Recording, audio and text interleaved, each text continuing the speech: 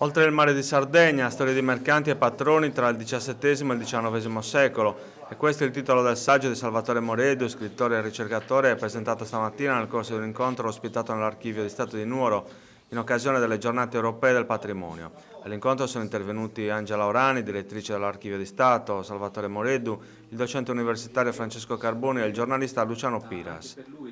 Questo libro nasce dalla mia passione in quanto collaboratore dell'Archivio Storico Diocesano, dove io mi dedico a fare anche delle genealogie. Durante queste ricerche sono venuti fuori tutti questi nomi degli stranieri che si ripetevano in continuazione. Da qui è nata la curiosità. Chi sono costoro? Cosa vengono a fare qui, in Sardegna, in questi posti così distanti dai centri più importanti della Sardegna? E quindi abbiamo repertoriato tutti i nomi che era possibile nell'archivio diocesano. Ma per conoscerli meglio siamo andati anche a visitare gli archivi di Stato, sia di Nuoro che di Cagliari e di Sassari.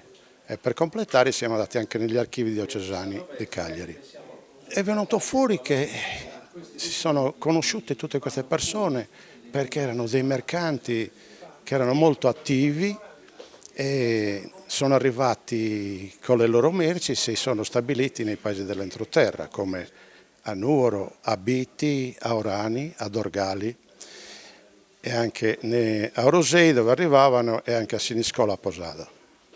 Questi erano dei mercanti che portavano le loro merci, le vendevano, le più svariate, cose che non si trovavano in Sardegna, dopodiché rientravano alle loro basi, diciamo, di partenza, che erano principalmente nella Corsica, nelle ville di Brando e di Bonifacio. Alcuni venivano dalla Liguria, in particolare da Sestri Levante, e altri venivano da Ischia.